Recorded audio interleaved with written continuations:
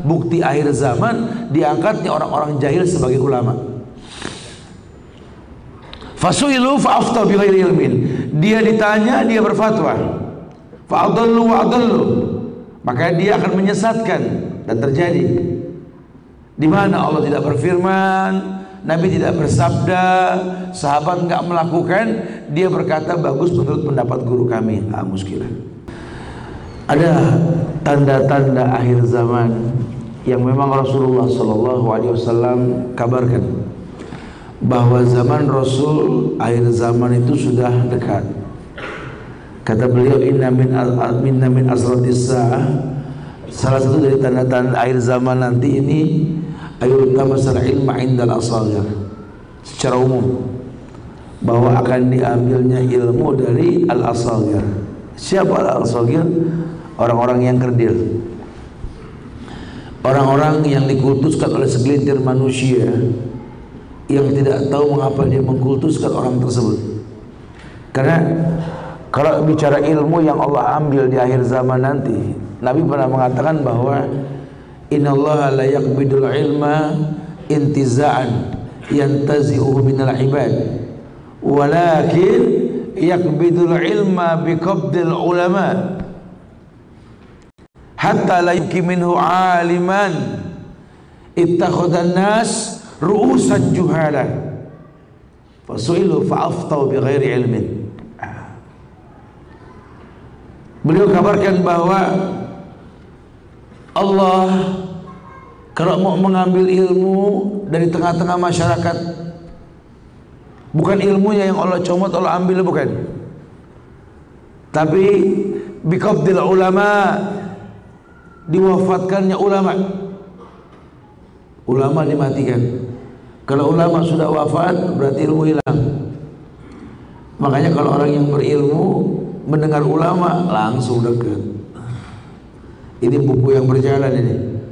Karena yang namanya ulama, kata Rasulullah bahwa ini warasatul anbiya. Al ulama warasatul anbiya. Ulama ini pewaris para nabi. Dan maklum, Nabi tidak mewariskan kecuali dua hal. Taraktukum amrain lan tadillu ma tamassaktum bihima, Al-Quran wa sunnah. Kutinggalkan kalian dua perkara yang kalau dua perkara tersebut kalian pegang, tidak akan pernah kalian tersesat selama-lamanya.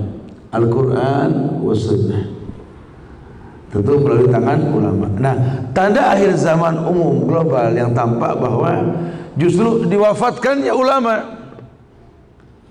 Karena ulama sudah wafat, biqabdil ulama hatta la yubki minhu aliman, sampai nanti tidak tersisa lagi orang-orang alim.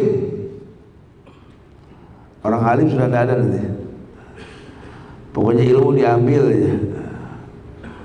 Ittakhadhan nas ru'usan juhala. Yang namanya manusia ini punya sifat, dia akan angkat ulama-ulama yang menurut dia bagus. Ittakhadhan nas ru'usan juhala. Pokoknya as-saghair, orang-orang kerdil lah, pinter berorasi, banyak umat, ulama aja dah. Fasu'ilu fa'aftau, maka ketika terangkat fasu'ilu, orang langsung bertanya kepadanya. Karena hukum asal manusia akan selalu bertanya sama orang yang alim. Fasu'ilu fa'aftau bighairi ilmin. Yang lucunya, ketika orang tersebut diangkat dan ditanya, dia berfatwa tanpa ilmu. Dia berfatwa tanpa ilmu. Sehingga nanti banyak fatwa-fatwa yang terangkat membuat orang yakin dengan fatwa tersebut. Akhirnya tumpang tindih. Firman Allah, sabda Rasul bisa kalah sama fatwa.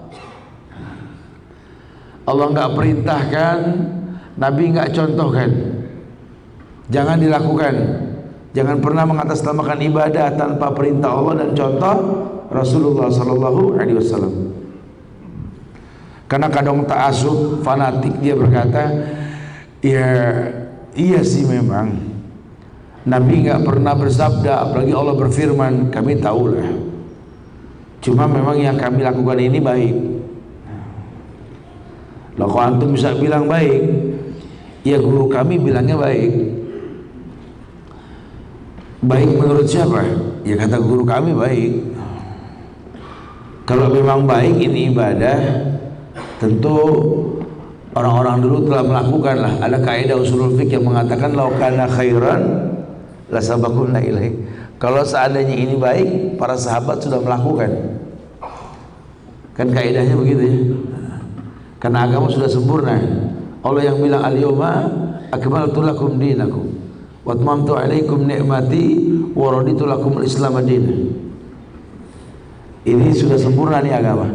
Ya, saya nggak mendetailkan tentang tanda tanya akhir zaman itu dajjal ya, terbitnya matahari dari kebalikannya, terbenamnya juga sama dan lain sebagainya. Ini terlalu luas bahasannya karena waktu nggak memungkinkan. Tapi umum yang saya akan coba ambil adalah bukti akhir zaman diangkatnya orang-orang jahil sebagai ulama. Fasuilu fa'afta bighairi ilmin. Dia ditanya, dia berfatwa. Fa'adallu wa'adallu.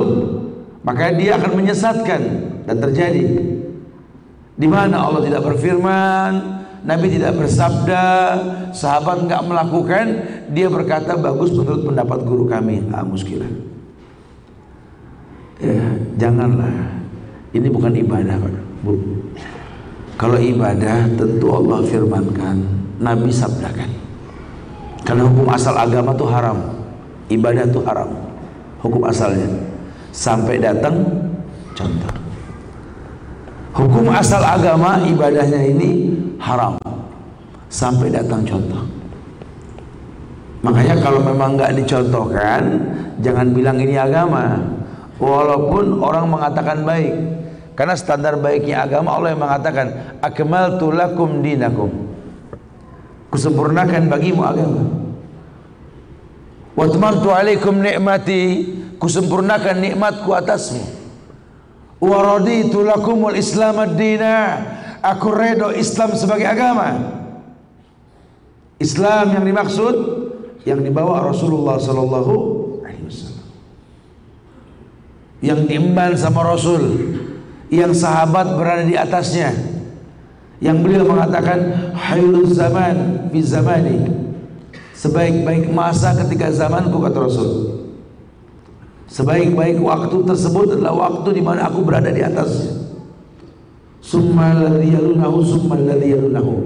Kemudian yang setelahnya, setelahnya dan setelahnya. Masya Allah. Makanya sepakatlah ulama kalau kita ngomong agama, Nabi ngerjain enggak ya? Karena kalau Nabi enggak ngerjain jangan. Allah perintahkan enggak? Ya enggak sih, ya sudah, jangan tinggalkan. Tapi kata guru saya bagus. Iya, bagus menurut beliau. Ini agama, jangan, sudah. Jangan, nanti dipaksakan jadi nggak bagus. Tapi kan bagus, Ustaz, salahnya di mana dong? Iya, bagus menurut kita. Ini bukan agama, agama pasti ada contohnya. Atau gini aja, Ustaz, kita nabi-nabi, Ustaz. Terjadi dan terjadi ya. Merasa baik dilakukan, sudah mau bilang apa? Ini kan bahaya sekali ya. Ini sekarang banyak fatwa-fatwa yang dibuat, pendapat-pendapat yang dibuat. Maka saya sampaikan kemarin bahwa di negeri Indonesia ini baldatun thayyibah, tinggal robun gofurnya kita buat ini. Allah ampunkan kita kalau kesyirikan tidak ada. Tolong jangan gampang menerima fatwa ulama-ulama luar. Ya, artinya nanti banyak tawaran produk luar negeri nih, dari negeri-negeri Islam yang masuk ke negeri kita. Syekh kami mengatakan kita harus begini. Karena kata Syekh kami ini, pemerintah zolim itu bisa untuk dikritisi, maka cara mengkritisinya begini. Kata ulama kami sih begitu. Ya, tolong kalau sampai ke Indonesia disortir lagi. Karena fatwa tersebut turunnya di mana? Turunnya bukan di Indonesia, kondisi alamnya beda. Jadi butuh fatwa ulama dulu. Kalau ulama kita berfatwa, nah silahkan. Tapi kalau ulama kita nggak berfatwa, jangan dipaksakan. Apalagi mengorganisasikan masyarakat dengan agama. Ya. Ini organisasi ini mengatasnamakan agama adalah kami. Agama adalah kami, agama Islam. Karena Indonesia punya karakter, punya warna, dan kita punya ulama. Ulama yang berfatwa untuk menyikapi ujian di negeri kita. Jadi jangan sampai kita menghalalkan produk lain, sampai-sampai yang ada adalah kehancuran. Karena bahasa Allah di Quran itu kan tegas. Wa may yushakkikir rasula min ba'di ma tabayyana lahul huda wa yattabi' ghaira sabilil mu'minin nuwallihi ma tawalla wa nuslihi jahannam wa sa'at masirah. Wa may yushakkikir rasula, siapa yang bertolak belakang dari Rasul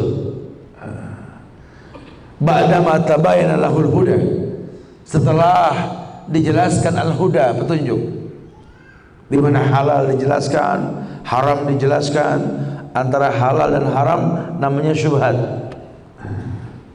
Jadi hukum telah dijabarkan, bayanatil hukum, hukum telah dijabarkan. Halal jelas, haram jelas. Antara halal haram namanya syubhat. Bicara syubhat kata Rasul, faman ittaqa syubhat faqad istabra lidini wa irdi. Rumus tuh. Orang yang menjauhkan syubhat kata Rasul, syubhat itu ulama sepakat bilangnya halal. Kecuali Imam Syafi'i untuk pelajar. Beliau imam yang berpendapat bahwa makruh menuju pada haram syubhat itu. Karena menuntut ilmu itu perlu dengan yang real, yang halal toh. Jangan ada kontaminasi, itu kehati-hatian Imam Syafi'i. Tapi secara umum yang namanya syubhat, ulama berfatwa halal. Rasul mengatakan, "Faman ittaqa syubhat faqad istabra li dini wa irdi." Orang yang menjauhkan syubhat kata Rasul, berarti dia telah menjaga agama dan kehormatannya. Agama Islam, kehormatan ya harga diri, ya anak kita, keluarga itu kehormatan kita. Makanya salah satu rumus untuk menghadapi akhir zaman ini, jauhkan syubhat, apalagi yang haram.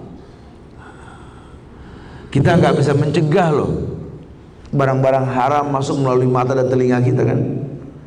Nah, dengan menjauhkan syubhat ini Allah jaga mata telinga kita. Nggak mungkin lah kita tinggal di Indonesia. Tapi kalau Pekanbaru sih masih agak lumayan lah, alhamdulillah. Kalau di Jakarta ini masya Allah, kita nggak bisa menghindar maksiat lah. Jalan merem dari rumah kita, auzubillah, auzubillah, auzubillah, sampai jalanan astagfirullahaladzim. Di sini kita nggak ngelihat ya, masya Allah, ini nikmat banget, ini nikmat betul-betul. Kita dibikin nyaman.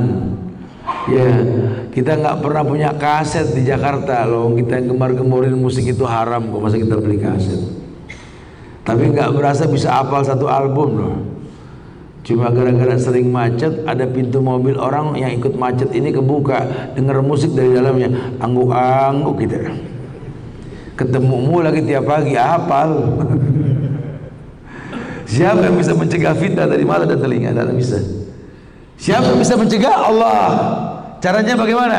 Faman ittaqa syubhat tadi, menjauhkan syubhat, menjaga agama dan kehormatan. Ya agamamu Islam, agamamu nggak terkontaminasi, agamamu nggak terwarnai dengan yang batil. Khawatirnya kalau talbisul haq bil batil wa taqtumul haq wa antum ta'lamun.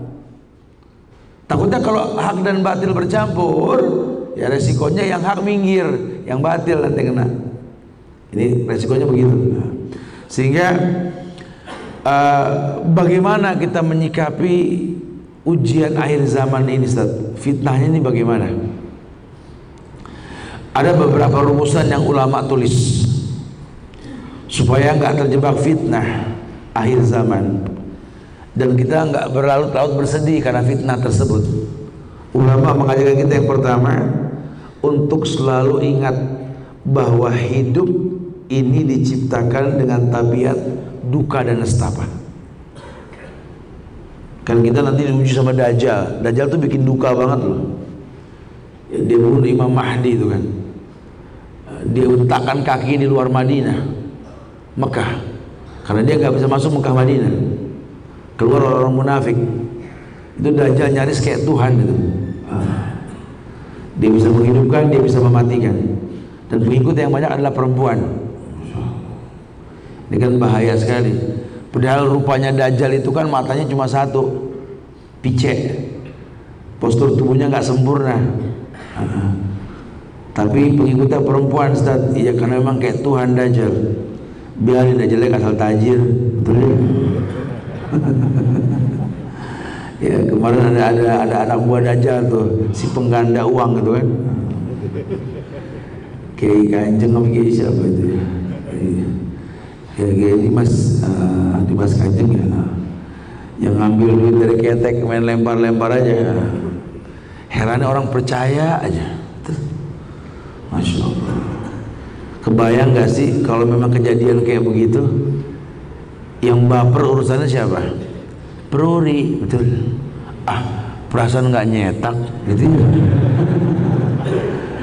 Negara buat apa beli mesin cetak? Dari ketek Dimas bisa keluar kok.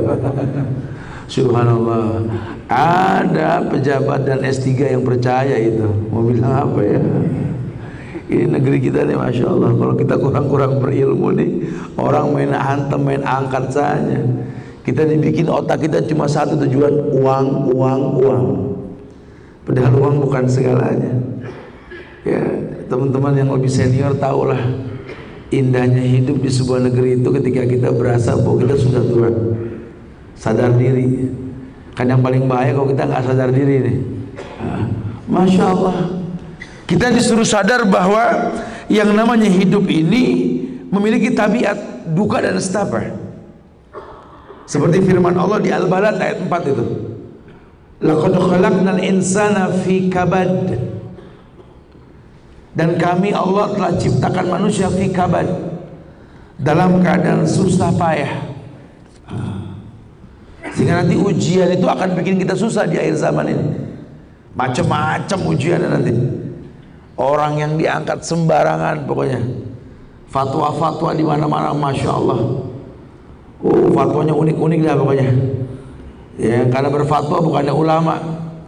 Ada yang sholat sunnah berjamaah selain daripada taraweh. Ya, alasannya kalau sendiri aja bagus, apalagi bareng-bareng, tak begitu. Ya, ada yang berfatwa cara bersedekah itu kayak orang buang hajat, Ustaz. Keluarin aja semuanya, kita juga masuk lagi yang baru. Percaya aja gitu.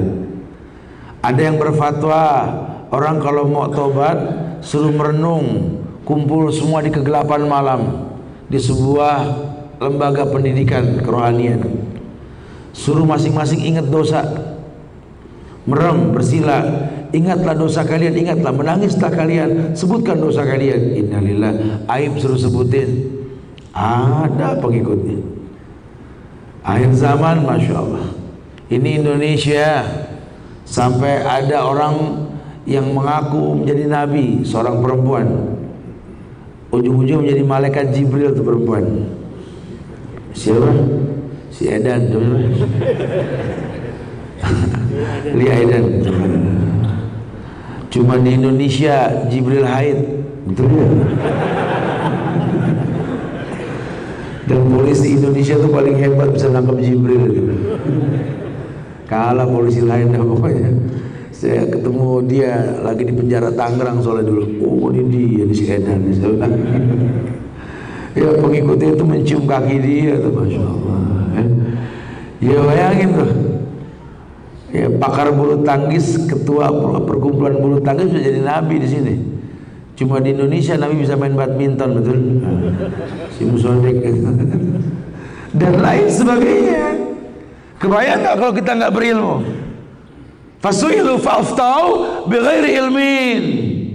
Karena orang kalau sudah terangkat akan ditanya. Kadang-kadang kalau orang yang nggak berilmu dia lupa wallahu alam itu bagian dari ilmu. Karena gengsi ditanya jawab lah. Padahal Imam Malik pertontonkan dari sekian banyak pertanyaan yang diajukan cuma 3 yang dia bisa jawab, sisanya enggak. Bingung ini orang nanya. Nanti kalau saya balik ke negara saya gimana Imam Malik? Sementara engkau ditanya tidak bisa menjawab. Katakan Malik tidak mampu menjawab. Masya Allah. Imam Malik nggak malu nggak bisa ngejawab. Kita nggak enak tuh kalau nggak bisa jawab, Tat. Makanya ada ngarang-ngarang ini, Tat. Yuk ngarang-ngarang. Fasil fa'afto bighairi ilmin. Jangan pakai perasaan. Ya, akhirnya kita berfatwa dan nggak tanggung-tanggung setiap orang bisa berfatwa. Ayah kok nggak sholat di masjid sih ayah? Kenapa? Rasul tuh pernah bersabda, Ju'ilal ardu li ummati masjidan. Tahu aja ya, dijadikan bumi ini masjid, nak. Jadi masjid banyak, nak, di sini, nak. Rumah kita juga masjid, nak, gitu. Jangan, ya si anak mah nggak paham. Oh gitu ya, ya udah, ayah masya Allah, besok masjid sepi dong urusan kalau begitu. Jangan, karena hadis perlu hadis lain yang menguatkan. Nggak bisa langsung letterlock kita terjemahkan, karena ada hadis lain, ada yang marfu, ya, ada yang mursal, ada yang sahih, ada yang hasan, ada yang gharib, ada yang mungkar, batil, doif, macam-macam hadis. Kalau kebetulan bahasa ju'ilal ardu li ummati masjidan, betul, itu penjelasan, dijadikan bumi ini masjid, betul. Maka boleh kita sholat di mana aja, boleh, kecuali 3 tempat yang kita nggak boleh sholat. Yang pertama apa? Tempat ada kuburannya, karena nggak boleh. Ya, Nabi pernah mengatakan dengan hadis lain yang mengatakan bahwa la taj'alu buyutakum maqabir. Jangan kalian jadikan rumah kalian seperti kuburan. Kenapa? La yusma'ul Quran. Enggak kedengaran Quran di kuburan. Berarti enggak boleh di kuburan baca Al-Quran. La taqumu 'alaiha wa la tajlisu 'alaiha. La taj'alu qabri salaman yu'bad. Di kuburan jangan berdiri, jangan duduk buat beribadah. Enggak ada. Ya. Jangan kau jadikan kuburanku sebagai masjid, kata Rasul. Begitu kan? Ini kan mutlak. Ini kadang-kadang kita nggak paham sampai ke sono, bahkan terang-terangan malah di kuburan kita malah minta, nggak tanggung-tanggung mimpin mintanya lagi. Tiap mau lebaran, tiap mau Idul Fitri, Idul Adha ya biasanya, tiap mau Idul Fitri itu mau puasa biasanya, istilahnya itu nyekar ya. Biasanya si kakak ada tuh duluan di depan, adiknya pada keliling gelar tikar di sekeliling kuburan orang tuanya tuh. Dipegangin tuh batu nisan kuburan. Ini kakak langsung ngomong, Assalamualaikum mak, apa kabar mak?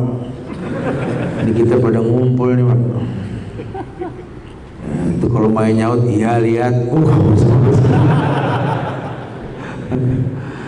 dia nggak tahu, dia ngucap salam nggak ada yang jawab kan begitu ya. Assalamualaikum ahlal kubur, kan nggak ada yang jawab. Sebenarnya kita tahu sunnah fardu kifayah menjawab salam. Kalau orang yang awam tuh bingung masalah kayak gitu. Ini kejadian, saya pernah motong jalan ke sebuah acara melewatin kuburan. Ketika nyampe duluan orang tanya, subhanallah, antum udah duluan kan? Iya, anak motong jalan tadi, antum muter kejauhan. Lewat mana? Terus sebelah sana. Kuburan kan? Iya, kenapa? Wah gila, lewat kuburan gitu. Ana bilang enakan lewat situ, aman nggak berisik. Saya bilang gitu. Kalau lewat sana ramai motor, mobil, orang nyebrang. Ini enak tinggal lewat doang, nggak ada yang berisik. Ana coba tanya, ana coba salam dulu pertama. Assalamualaikum ahlal kubur. Nggak ada yang nyaut, aman udah. Kalau ada yang nyaut, ana balik lagi. Gitu. Itu menandakan si mayat sudah tidak mampu sudah. Ya, tapi akhir zaman orang berkeyakinan bahwa mayat itu bisa menjawab salam kali, diucapkan salam. Masya Allah. Ini keajaiban yang dibuat-buat. Keajaiban yang dibuat-buat. Padahal jujur, kuburan yang paling keramat di atas dunia, kuburan Rasulullah Sallallahu Alaihi Wasallam. Ya, dulu sahabat kalau punya masalah datang ke Rasul ketika beliau hidup. Ya Rasulullah, ud'ullah lana ya Rasulullah, berdoalah kepada Allah untuk kami. Masya Allah. Semua datang ke Rasul. Rasul berdoa, selesai urusan. Tapi ketika Rasul sudah wafat, tidak ada satupun sahabat Nabi datang ke makam Rasul untuk minta doa Rasul. Mereka datang ke Abbas. Siapa Abbas? Paman Rasulullah Sallallahu Alaihi Wasallam. Tapi ini kita lain, dirubah semuanya. Ini akhir zaman. Kenapa? Ada fatwa asagir, ada fatwa orang-orang tertentu yang dikultuskan sampai mereka berkeyakinan sekali bahwa kebenaran itu seperti yang gurunya katakan, walaupun Allah nggak perintahkan, Nabi nggak contohkan. Ini bahaya. Makanya dikatakan di An-Nisa 115 tadi, wa may yushakkikir rasula min ba'di ma tabayyana lahul huda wa yattabi' ghaira sabilil mu'minin nuwallihi ma tawalla wa nuslihi jahannam wa sa'at masyurah. Barang siapa yang bertolak belakang dengan Rasul setelah dijelaskan semuanya, al-huda, petunjuk, halal jelas, haram jelas, syubhat jelas, wa yattabi ghaira sabilil mu'minin, malah yang dia ikutin jalan yang bukan jalan orang beriman, nuwallihi ma tawalla, kata Allah, kan kupalingkan dia sejauh mungkin, wa nuslihi jahannam wa sa'at masyurah. Masih pakai bahasa lembut loh Allah, wa nuslihi jahannam, kami akan selalu mempermudahnya untuk masuk neraka jahannam, kata Allah gitu. Karena bahasanya wa nuslihi jahannam, lembut banget tuh bahasa Quran. Ya karena dia udah berusaha berbuat sebuah ibadah yang salah, ya Allah juga balas, kesianlah udah usaha, malaikat masukin deh neraka, kan gitu ya. Karena bahasanya nusli, dipermudah. Wa nuslihi jahannam wa sa'at masyurah, seburuk-buruk tempat kembali. Nggak sampai, tidak sampai. Demi Allah, agama ini betul-betul asik, agama ini indah kalau kita paham caranya. Sehingga akhir zaman itu adalah kabar tentang bagaimana kita mengukur ujian. Kalau orang yang beriman dan betul imannya, ketika dapat bayangan tentang sebuah kondisi akhir zaman, bukan gemeter. Pucet amat Pak, Bu, kenapa? Tadi baca buku tentang akhir zaman ya Allah, Masya Allah, itu Dajjal bakal turun Untuk kita gimana Ustaz? Begitu dia bilang. Apa dia bilang? Dajjal turun kapan kita nggak pernah tahu, betul? Walaupun ada beberapa ustadz, dan salah satu ustadz ini yang mendakwakan tentang masalah turunnya Dajjal. Dia lupa ada hadis Nabi sama Jibril, yang Jibril bertanya tentang mata sa'ah, tentang hari kiamat. Kata Rasul, as-sa'il a'lamu minal maf'ul, as-sa'il a'lamu minal mas'ul. Yang bertanya lebih tahu ketimbang yang ditanya, kata Rasul. Lawang Nabi saja nggak bilang kapan itu kiamat, cuma sudah nggak lama memang zaman Rasul. Seperti beliau mengatakan, yusikul umam antada'iyal aklah ila qas'atiha. Dulu zaman Rasul. Sudah dekat waktunya umat-umat di luar kalian, Yahudi, Nasrani, Majusi, akan menggiring kalian seperti menggiring ke meja makan. 1400 tahun yang lalu. Tuh Nabi bilang sudah nggak lamanya 1400 tahun. Apalagi yang namanya kiamat, belum turun Imam Mahdi, betul? Belum turun Dajjal, belum turun Nabi Isa, masa di mana Nabi Isa membunuh Dajjal itu 40 masa, berkhilaf pendapat tentang masalah 40 masanya, dan lain sebagainya. Tanda-tandanya sudah ada banyak. Ya tatawaluna fil bunyan, orang meninggi-ninggikan bangunan, khususnya di Jazirah Arab, bangunan semua tinggi-tinggi. Ya tatawaluna fil bunyan sudah kejadian. Gurun Sahara jadi pertanian sudah. Ya, kalau antum ke Mekah, Madinah, antum lihat itu bunga-bunga yang indah sekali sepanjang jalan Jeddah Mekah tuh, Masya Allah. Ya, dulu cuma kita ngelihatnya zakum, kaktus, atau mungkin pohon korma, atau sekarang pohon apa juga ada. Masya Allah. Iya, itu tanda akhir zaman, di mana tempat-tempat yang seperti itu Allah menjadikan sebuah pertanian. Buat kita nggak usah khawatir, orang yang beriman tahu kabar kayak begitu, oh berarti ngukur ujian. Sehingga ketika dia sadar bahwa memang hidup ini adalah seperti yang Allah ciptakan, fikabad, maka dia betul-betul coba bagaimana caranya supaya dia paham bahwa namanya hidup ini ujian. Hidup ini ujian. Hidup ini melelahkan, dan dia tahu efek ujian tersebut agar orang yang ditimpa musibah itu sempat beribadah kepada Allah. Karena memang Allah kalau udah uji manusia ini dengan ujian, ya tujuannya agar orang tuh kembali ke jalan Allah. Baik ujian diterjemahkan adalah baik musibah diterjemahkan ujian atau diterjemahkan azab. Tapi secara umum yang namanya azab, yang namanya ujian itu berefek pada kebaikan. Pelajaran buat yang hidup. Orang bisa mengingat, oh berarti memang ada Allah. Karena kalau setiap urusan nggak ada penyelesaian, ya berarti sekarang nggak ada Allah. Orang berbuat salah kalau nggak dihukum, ya nggak ada Allah. Makanya ada hukuman. Kalau dunia nggak bisa menghukum ini orang, keadaan di mana dia berada akan menghukum dia. Setiap dosa itu kan maha kafi nafsik wa karita yatali alaihin nas, gitu kan. Karena nanti ada yang namanya penjahat, orang berbuat salah tuh nggak bisa ditangkap, ada. Tapi dikembalikan hukum asal dosa. Ya ini maha kafi nafsik wa karita yatali alaihin nas. Dosa itu yang membuat dadamu itu was-was, sempit. Orang kalau berdosa nyesek. Orang nggak tahu kita berdosa, cuman ya Allah, kalau ingat dosa itu ya. Wa karihta ayat taliya alaihin nas, dan membuat kalian benci kalau manusia tahu dengan dosa yang kalian lakukan. Sampai kapanpun orang yang berdosa mungkin nggak ketahuan dia berdosa, tapi dia akan dihantui oleh dosa. Makanya kalau orang yang berdosa buru-buru tobat. Dan kalau kita sudah tahu tobat, innallaha la yaghfiru ayyushraka bihi wa yaghfiru ma duna dzalika liman yasha. Allah enggak ampunkan dosa syirik, yang diampunkan selain syirik itu pun liman yasha. Berarti kita punya Allah Al-Ghafur Ar-Rahim. Iya, Allah uji kita di akhir zaman ini. Tujuan ujian lain adalah untuk menghapus dosa dan kesalahan. Untuk menghapus dosa dan kesalahan.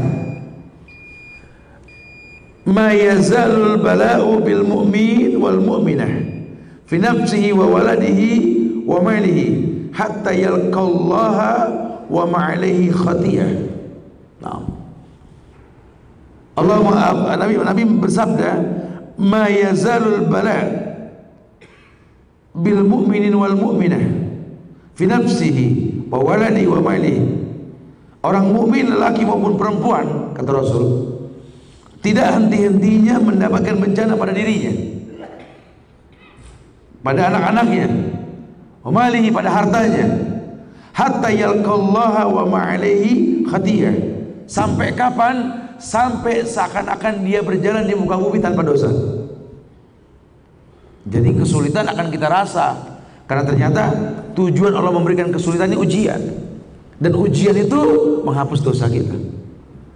Kita kalau diuji sama sakit, jawab ucapan orang ke orang sakit apa? La ba'sa tuhur insyaallah. Enggak apa-apa. Sakit mensucikan kamu insyaallah. Bahkan kita disuruh sering ziaratul marid, datang ke orang sakit. Kalau zaman Rasul itu kalau orang nggak ke masjid, al-fulan marid, asbahul marid, apakah di antara kalian ada yang sakit karena nggak di masjid? Zaman sekarang enggak, sehat juga pada nggak ke masjid kan? Kok zaman Rasul kelihatan. Suruh ziaratul marid. Dulu Nabi itu setiap dari rumahnya menuju Nabawi, kan rumah Rasul kan tuh, ini rumah Rasul. Ini raudhah, ini mimbar, ya, ini masjid. Dulu begini posisinya, rumah, raudhah, mimbar, baru masjid. Jadi raudhah ini perkiraan sekitar ukuran 6x9 kali ya. Mimbar baru ke masjid. Jadi dulu nggak nyampur posisinya. Acap kali Nabi jalan dari rumahnya Rasul keluar pintu, itu beliau mengangkat tangan sambil berjalan berdoa menuju mimbarnya. Zaman Rasul nggak ada yang sholat di raudhah. Emang sekarang pada tahiyatul raudhah. Zaman Rasul nggak ada orang sholat di raudhah. Tapi memang ulama nggak menyalahkan mau sholat di raudhah boleh gitu. Tapi raudhah itu bukan masjid. Karena yang ada pahala 1000 kali lipat Nabawi bukan raudhah, betul? Makanya kalau orang yang berilmu nggak repot sampai berlama-lama di raudhah sholat. Sholat apa antum lama bener? Sholat aja, sholat aja. Sholat apa itu sholat aja? Ya, kalau mau sholat duha silakan, sholat tobat silakan, sholat yang mutlak boleh-boleh aja. Tapi sayang aja kalau kita nggak Nabawi, yang 1000 kali lipat itu Nabawi bukan raudhah. Kalau orang berilmu nggak numpuk di raudhah. Raudhah itu kan sekarang pakai karpet hijau, betul? Ya, antum datang cukup injak karpet hijau berdoa. Ya 10-15 menit deh, kasih kesempatan orang, antum mundur. Datang jam 1 malam, gak usah pakai acara khusus, insya Allah kosong, masya Allah. Tapi orang kadang-kadang nggak paham sholat, apa nggak mau pindah dari situ? Ya betul, itu mustajab doa. Nabi berdoa dari raudhah menuju mimbar. Kadang dia ceramah di mimbar, kadang dia langsung ke Nabawi sholat. Kata Nabi, sholat di masjidku ini seperti 1000 kali sholat di masjid yang lain. Masya Allah, masya Allah. Nah Nabi punya kebiasaan kalau jalan dari rumahnya menuju mimbarnya, ini melewati rumah Yahudi. Dan ada anak Yahudi yang hobinya nimpukin Rasul pakai kotoran kambing. Tiap Nabi keluar menuju Nabawi. Hingga satu waktu ini anak Yahudi ini nggak nimpuk lagi. Selesai sholat subuh, Nabi bilang sama Aisyah, tengokilah tetangga kita yang Yahudi, bawakanlah makanan. Mungkin dia sakit. Kenapa ya Rasulullah? Mungkin dia sakit. Masya Allah ya, ikhtiram Rasul sama orang kafir tetangganya ini. Mungkin dia sakit. Kamu bisa tahu sesuatu yang tidak kau ketahui? Iya, kebiasaan nimpuk aja tuh men, enggak kemarin gitu loh. Terus dahsyat ya cara berpikir Rasul ya. Ini orang sudah nggak demen sama Islam, tiba-tiba hilang kebiasaan nggak demennya, pasti ada masalah. Karena nggak segampang itu. Dan ternyata betul. Dan Nabi tengokin ini orang Yahudi. Ketika kabar dia sakit, ditengokin sama Rasul. Kemudian Nabi tawarkan Islam kepadanya. Masuklah kau Islam, bersyahadatlah, Allah akan ampunkan kamu. Ini si anak yang mau meninggal sakratul maut dalam sakitnya ini menatap ayahnya. Ayahnya berkata, itba Abul Qasim, ikutin Abul Qasim. Dan dia masuk Islam. Sampai menjelang kematian pun diajarkan dakwah sama Rasulullah Sallallahu Alaihi Wasallam. Dakwah dengan kelemah lembutan. Dakwah dengan kelemah lembutan. Beliau buat sabab untuk mendatangkan hidayah. Lihat cara Rasul. Dibikin orang tertarik tentang Islam dulu, baru ditawarkan Islam. Masya Allah, subhanallah. Ini indahnya Rasulullah Sallallahu Alaihi Wasallam. Nah kita suruh ziaratul marid, suruh sering datang ke orang sakit, untuk menasihati dia, menghibur dia. Ya, makanya sunnah kita kalau datang ke orang sakit itu ya mendoakan Assalamualaikum, waalaikumsalam, subhanallah, labasatuhu, insyaallah, doain. Selesai doa kita duduk. Udah berapa hari nih antum sakit? Tanya. Karena ada sunnah untuk berwasiat kan.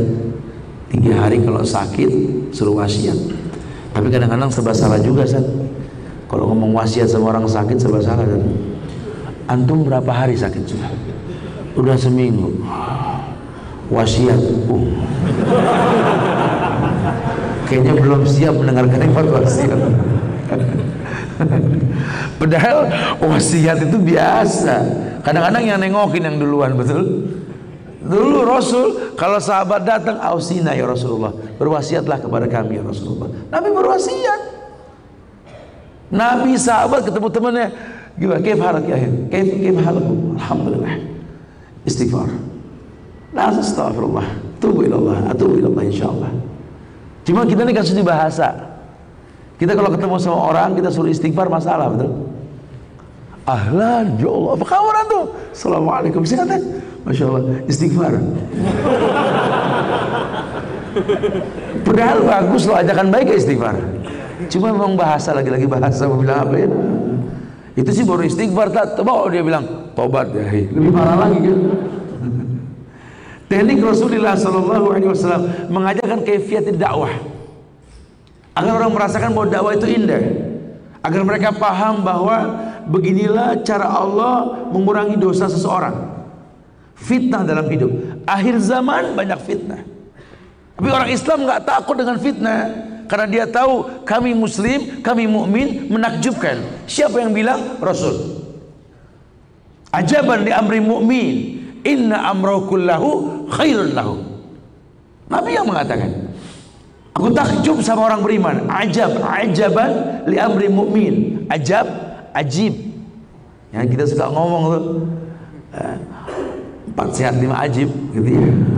4 sehat 5 sempurna. Sebenarnya ajib itu artinya menakjubkan, mengherankan. Kita suka salah pakai tuh. Makanan enak dibilang ajib nih, salah, lazid, enak, lezat. Kalau ini ajib, heran nih, itu beda. Menakjubkan itu takjub. Ajaban li amri mu'min, inna amrahu kullahu khairun lahu. Aku takjub sama orang beriman, kata Rasul. Semua permasalahan, semua ujian, semua yang dia rasa khairun lahu. In asabatu sarra sabara, wa in asabatu darra sabara, wa in asabatu sarra syakara. Kalau seandainya dia ditimpa dengan kesulitan, dia bersabar. Kalau dia ditimpa dengan kenikmatan, dia bersyukur. Ajib orang beriman, kata Rasul. Ujian bisa membuat dia mulia dengan sabar maupun syukur. Kalau dia sabar, innallaha ma'as sabirin. Kalau dia bahagia, dia bersyukur, la in syakartum la azidannakum. Allah tambah. Karena innallaha ma'as sabirin, bukan ma'as syakirin. Yang ditulis dalam Quran, innallaha ma'as sabirin, bukan ma'as syakirin. Bukan berarti orang bersyukur dijauhkan, tidak. Karena memang Allah fi aunil abdi, maka al-abdu fi auni akhihi. Ihfazillah yahfazuk, ihfazillah tajidhu amam. Otomatis itu. Taqarrub ila Allah fi raha ya'rifka fi syiddah. Otomatis. Orang yang ketika senang ingat Allah, ketika sulit Allah ingat dengan dia. Masyaallah. Jadi merasakan kenikmatan. Iya, diuji manusia. Tak terasa ujian yang dijalani dengan benar, ya, karena dia mengukur sebuah ujian dan dia tahu bahwa hasbiyallahu la ilaha illa huwa rabbul arsil azim, hasbunallah wa ni'mal wakil, ni'mal maula wa ni'man nasir, atau hasbunallah wa ni'mal wakil wa 'alallahi tawakkalna, atau la haula wa la quwata illa billah. Jadi itu kita kalau mentok sama ujian, ada beberapa bacaan yang dicontohkan. Yang pertama, hasbunallah wa ni'mal wakil, ni'mal maula wa ni'man nasir. Yang kedua, hasbunallah wa ni'mal wakil wa 'alallahi tawakkalna. Yang ketiga, hasbiyallahu la ilaha illa huwa rabbul arsil azim. Yang keempat, la haula wa la quwata illa billah. Terserah pilih yang mana. Itu menandakan kepasrahan kita. Dan kalau kita sudah pasrah, Allah akan turut campur. Kenapa? Karena Allah yang akan menjaga semuanya. Apalagi sampai kita memang selevel kekasih Allah. Siapa kekasih Allah? Siapa Habibullah? Orang yang menghiasi yang wajib dengan yang sunnah. Setiap orang bisa menjadi Habibullah kalau gemar menghiasi yang wajib dengan yang sunnah. La yazalu abdi yataqarrabu ilayya bin nawafil hatta uhibbahu. Tidaklah seorang hamba menghiasi yang wajib dengan yang sunnah sampai uhibbahu. Ana uhibbahu li'annahu habibi. Aku mencintai dia karena dia kekasihku, kata Allah. Law kuntu ahbabtu, kalau aku sudah jatuh cinta, man adali waliyan faqad adzantu bil harbi. Yang nyakitin kekasihku ini, kata Allah, berarti telah menabuh genderang perang terhadapku, perang lawan Allah. Gak usah khawatir, ya.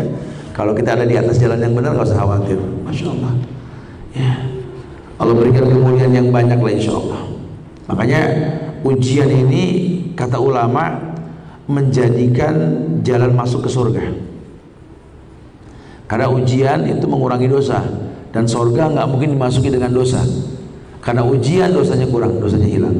Surat Al-Baqarah ayat 214. Allah berfirman, Am hasibtum an tadkhulul jannata walamma ya'tikum masalul ladina khalau min qablikum massatuhumul ba'sa'u wad-dharra'u wa zulzilu hatta yaqul ar-rasul walladzina amanu ma'ahu mata nasrullah ala inna nasrullahi qarib.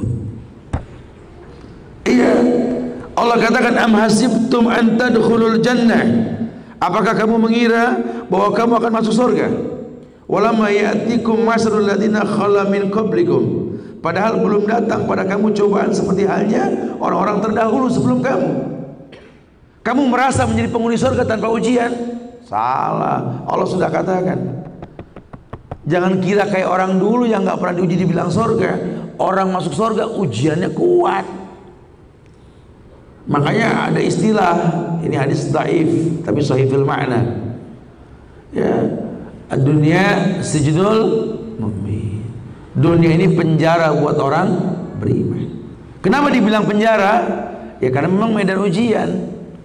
Orang beriman diuji. Sahabat kalau nggak diuji nanya ke Rasul, ya Rasulullah, apakah Allah meninggalkan kami? Begitu. Kenapa kau berkata seperti itu? Kami nggak merasakan kesulitan sudah beberapa lama ini. Kita malah menghindari. Padahal begitulah cara orang-orang soleh itu menyikapi ujian. Dia tahu ujian itu lambang kehidupan. Dia tahu ujian itu lambang cintanya Allah pada dirinya. Kenapa? Karena Allah suka melihat orang menangis ketika berdoa. Khaufan wa tama'an, takut dan harap. Allah suka. Allah suka orang merengek kepadanya. Raja. Allah suka. Makanya kita diuji sama anak, diuji sama orang tua, diuji sama pasangan kita, betul? Ingat ya, beberapa puluh tahun yang lalu, saat anak-anak kita kecil lucu, ya Allah, dia belum bikin kita pegal mata, pegal hati, betul? Ya, dia kencing sembarangan aja lucu, tembak dicoret udah lucu aja nih anak. Semua orang punya, makanya dikatakan bahwa bayi itu punya unsur magnetik dalam dirinya. Orang semua tertarik sama bayi. Doa kita buat anak kita saat itu nggak terlalu serius loh. Paling cuma ngeliat anak nakal tuh, Rabbi habli minas sholihin, agak senyum-senyum gitu loh. Nah, ketika Allah uji kita, anak mulai tumbuh dewasa. Mulai dia tuh bikin pegal mata, pegal hati, betul? Disuruh nggak mau, nggak nurut, diajak ngobrol, diingetin ngedebat, ya Allah, ini anak kelewatan betul-betul. Baru mulai doa kita agak khusyuan dikit. Rabbi habli minas sholihin ya Allah, minas sholihin ya Allah. Aduh, minas sholihin ya Allah. Kalau dulu kan cuma Rabbi habli minas sholihin, nggak ada bobot dalam doa kita. Ingat ya orang tua kita beberapa puluh tahun yang lalu, ayah lelaki tampan yang kuat sekali, Masya Allah, badannya yang bidang, pundaknya yang betul-betul tampan. Ibu orang yang cantik, muda, bergairah. Sekarang dia sudah tidak seperti itu. Dulu kita kalau ngeliat ayah kita tuh doa kita nggak terlalu serius, karena memang ayah nggak ada masalah sama kita. Paling cuma Rabbi firli wali walidayya warhamhuma kama rabbayani shaghira, gitu doang udah. Nah sekarang ayah kita udah bukan ayah kita yang 20 tahun yang lalu. Ibu kita juga sama, mulai ngegoda kayak anak-anak. Ya ada aja yang dikerjain, ngomel di rumah lah, ini itu sama cucu nggak akur, sama mantu ribut mulu. Ya Allah, ya Allah. Baru doa kita agak khusyuan dikit.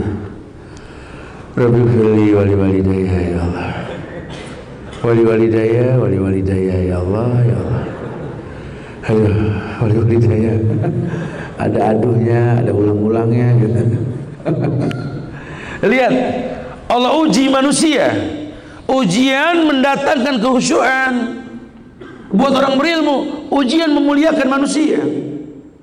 Kalau tidak yang terjadi adalah kerusakan. Allah uji manusia.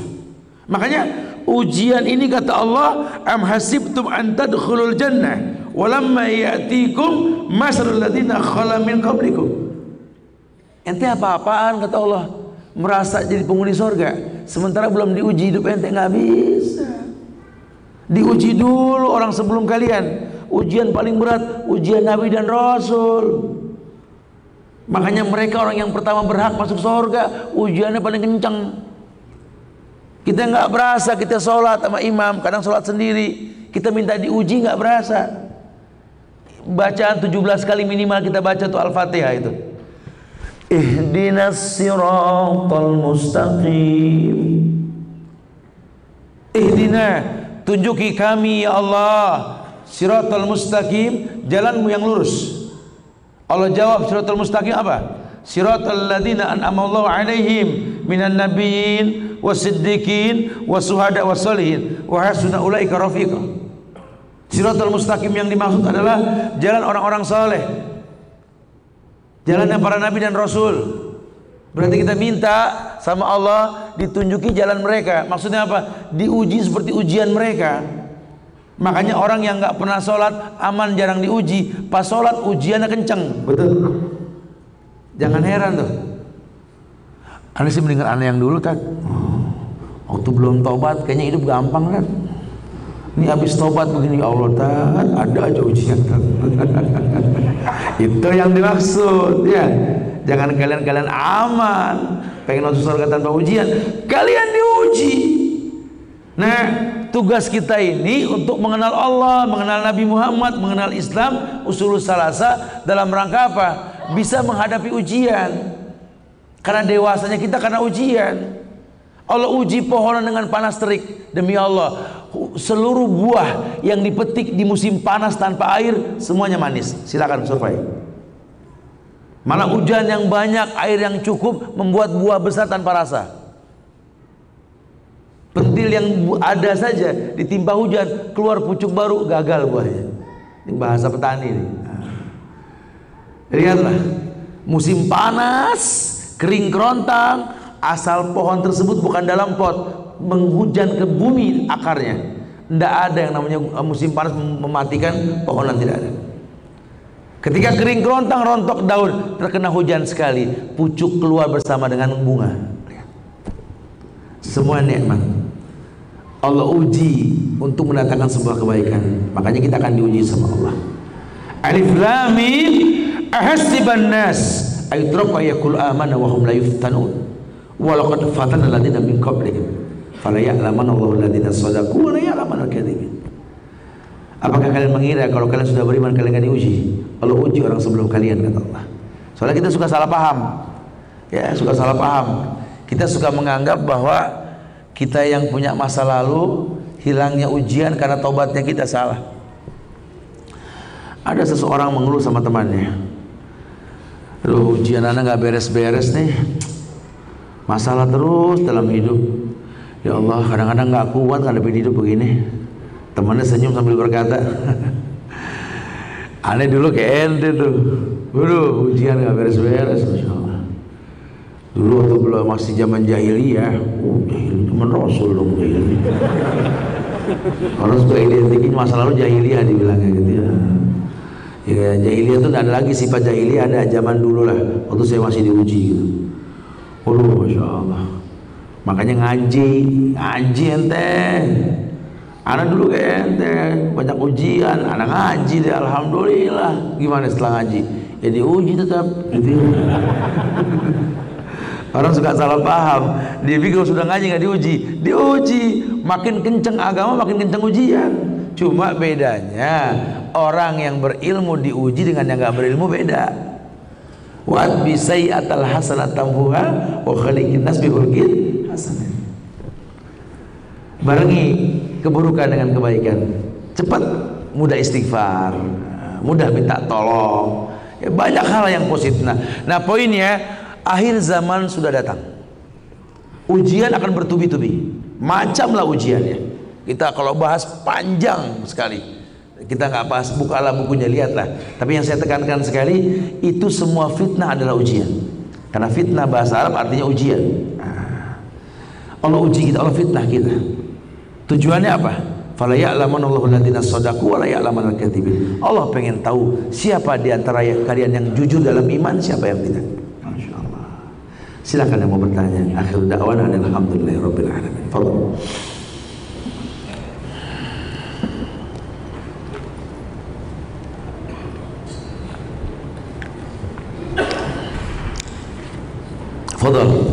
yang mau ditanyakan? Apa yang saya sampaikan?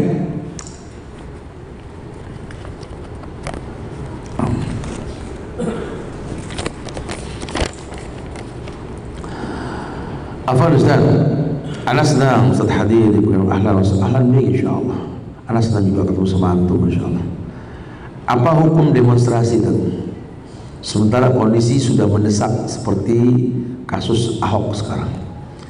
Dan sudah dijalankan beberapa ulama kita sudah menghadap pemimpin dan lain sebagainya. Saya sering ditanya seperti ini sama orang. Saya jawab dengan bahasa yang tegas bahwa saudara-saudara kita yang turun ke jalan, saudara-saudara kita yang sedang emosi. Kenapa mereka emosi? Karena agama dinistakan, betul? Nah, jadi jangan salahkan orang yang emosi, karena nggak ada hukum buat orang yang emosi, betul? Orang emosi, ya anak emosi bisa bentak orang tua, rakyat bisa ngelawan pemerintah, emosi. Nggak ada hukum buat orang emosi. Nah, kita jangan banyak nanya masalah ini harusnya. Karena kalau orang emosi sering dikritik, tambah panas. Ada orang sholat maghrib dan itu kejadian. Sholat maghrib ya, lagi emosi dia sholat 4 rakaat maghrib. Selesai sholat kita bilang, Afan, ente emosi, tapi maghrib 3, jangan 4. Ngapa 6 kalau saya mau? Nggak bisa. Kita nggak bisa ngomong sama orang emosi, kita nggak bisa. Dari mana dia emosi? Ya lihatlah banyak hal-hal yang berkaitan sama itu. Dan emosi itu wajar, sifat manusia kok. Agama dinistakan kok. Makanya saya nggak pernah mau komentar masalah ini, karena orang lagi marah. Tapi kalau antum tanya hukum demonstrasi sama saya, apakah demonstrasi ini diakui oleh Islam? Demi Allah, demonstrasi bukan dari Islam. Antum mau cari pakai secara syariah, nggak ada. Karena demonstrasi itu bahasa Romawi, nggak ada. Terus bagaimana kalau pemimpin seperti ini? Islam ajarin, namanya nasihat. Nasihat untuk ulil amri, bukannya demonstrasi. Kalau antum buka kamus arti demonstrasi, rusak.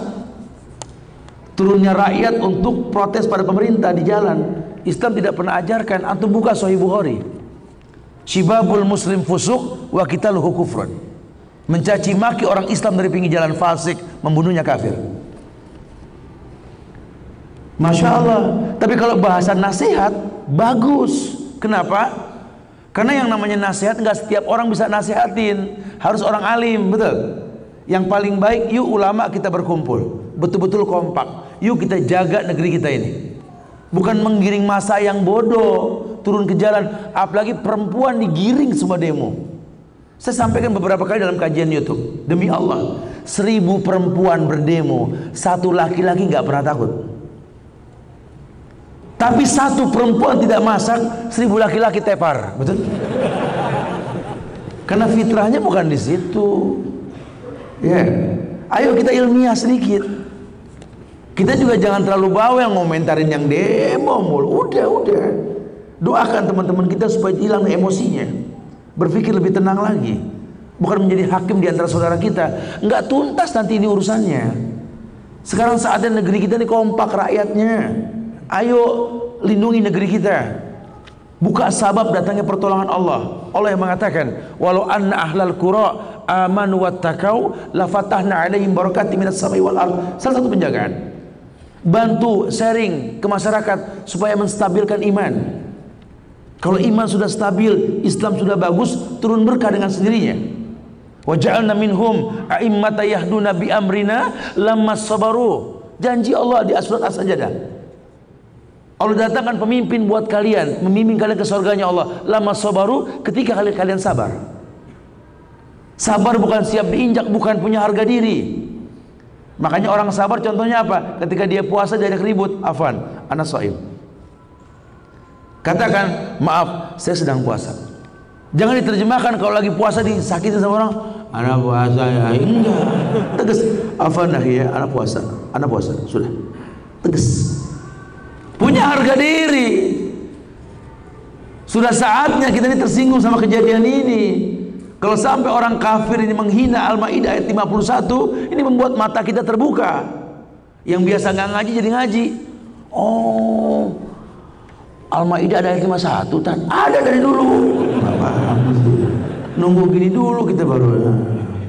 Jadi ayo kejadian ini pelajaran buat kita. Kok bisa orang kafir nginjak-nginjak kita ya? Karena kita jauh dari Quran. Kok bisa ya kita dihina? Dulu zaman Rasul, orang itu perang selamanya lebih sedikit, musuh lebih banyak. Sekarang kebalikan kan, kita banyak musuhnya cuma satu. Betul? Ini nggak bisa dibiarkan, tidak bisa dibiarkan. Sehingga gampang sekali orang tuh menimbulkan fitnah, gampang sekali. Bencinya orang sama Islam, masya Allah, subhanallah. Makanya sengaja kemarin kita adakan kegiatan di sini sama anak-anak muda tuh, gue Muslim, gue bangga. Itu di Instagram itu banyak hujatannya itu yang kita sama orang-orang kafir, kejadian kita kemarin. Cuma udah dijelet-jeletin. Orang kafir itu panas kupingnya dengar Islam itu. Makanya anak-anak muda Pekanbaru, ayo bangga, gua Muslim, gua bangga. Betul-betul bangga dengan penampilan Islam. Pertontonkan, masya Allah. Allah muliakan kita insya Allah. Assalamualaikum Ustaz. Pertanyaan saya, apakah doa seorang istri sampai kepada Apakah doa istri sampai kepada suami saya yang telah meninggal sama dengan anak yang soleh? Ayo, sama. Terakhir wasnya nggak sampai nih. Karena beda, salah. Ya, sampai lah, ya, maksudnya sampai kita doakan orang yang meninggal kan boleh. Allahumma ighfiril mu'minina wal mu'minat wal muslimina wal muslimat man ahya minhu wa amwat. Itu banyak doa-doa. Apalagi istri ke mantan suami yang sudah meninggal, sampai enggak ada masalah. Ustaz, pernah beberapa puluh tahun yang lalu saya ada menemukan uang di Malaysia milik non muslim. Tapi uang itu saya ambil dan saya saat itu saya butuh dan saya sadari bahwa itu salah. Bagaimana caranya Ustadz membayar dan mencari orang tersebut? Fattaqullaha mastata'tum, bertakwa semampunya. Cari dulu aja, kalau nggak ada ya sudah, berarti putus hubungan, artinya putus hukum, karena kita sudah ada usaha. Ada sahabat bertanya, ya Rasulullah, aku menemukan pundi-pundi uang ya Rasulullah. Nabi diam aja. Ya Rasulullah, aku menemukan pundi-pundi uang jatuh di jalan. Nabi diam. Ya Rasulullah, dengarkan aku. Aku menemukan pundi-pundi uang di jalan. Dompet lah kalau bahasa kita sekarang. Rasul berkata kepada dia, begini, itu apa? Itu domba ya Rasulullah. Itu apa? Itu onta. Sedang di kebun. Punya siapa? Punya orang. Itu juga sama kata Rasul. Jadi jangan disibukin. Kali yang punya nyari-nyari, betul? Nah, ini enggak dapat ores gitu. Ya biarkan, sudah biarkan.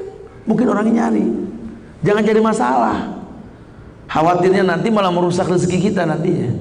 Itu uang di pundi, di dompet, sama dengan kambing yang ada di kebun sana. Itu punya orang, sudah. Begitu bahasa Rasul. Ya, masya Allah. Apalagi di masjid, paling nggak boleh teriak-teriak siapa yang barang hilang, siapa yang ini, nggak boleh. Taruh di meding, yang mau lihat sana. Di masjid tidak ada maling, insya Allah. Masya Allah. Assalamualaikum Ustaz. Mengapa kita para orang tua sekarang tidak bisa meniru pola pendidikan yang diterapkan orang tua kita dahulu? Apakah kita jadi orang tua akhir zaman? Iya, kita orang tua akhir zaman. Makanya jangan sampai kita ini nggak dekat sama orang tua kita. Orang tua kita tuh buku yang berjalan. Akrabin sih orang tua jadiin temen gitu loh. Asik berteman sama orang tua tuh asik. Banyak ceritanya kita nggak tahu, dia tahu. Asik, masya Allah. Karena kan kita belum ngalamin tua, dia sudah. Ambil pelajaran dari mereka. Ustaz, bagaimana tanggapan Ustaz tentang sertifikat ulama Indonesia? Ini EO. Ya. Ulama pakai sertifikat. Yang ngasih standarnya bukan ulama, ajib di Indonesia ya. Tapi nggak apa-apa. Ini paling tinggal 2 tahun lagi begini ya, insya Allah. Karena ada pergantian. Sabarin lah. Assalamualaikum Ustaz, bagaimana cara kita menghadapi seorang wanita yang sudah menutup aurat dengan jilbab dalamnya, namun dia selalu membicarakan orang tidak mau bersosialisasi dengan tetangga. Ini menandakan dia manusia. Jangan suka beranggapan kalau orang sudah berbuat baik dia maksum. Jangan. Tidak ada orang yang maksum di muka bumi ini. Makanya cara bersosialisasi sama orang yang seperti ini, pahami amar ma'ruf nahi munkar. Jadi ada bahasanya nanti. Yang baik ingetinnya seperti apa. Jangan kita anggap orang kalau sudah berhijab, beragama dengan baik dia nggak bersalah. Jangan. Dia manusia, tempatnya salah dan dosa. Kullu bani Adam khata'. Makanya tugas kita itu kalau melihat kekurangan orang, hilangkan kekurangan tersebut. Masya Allah.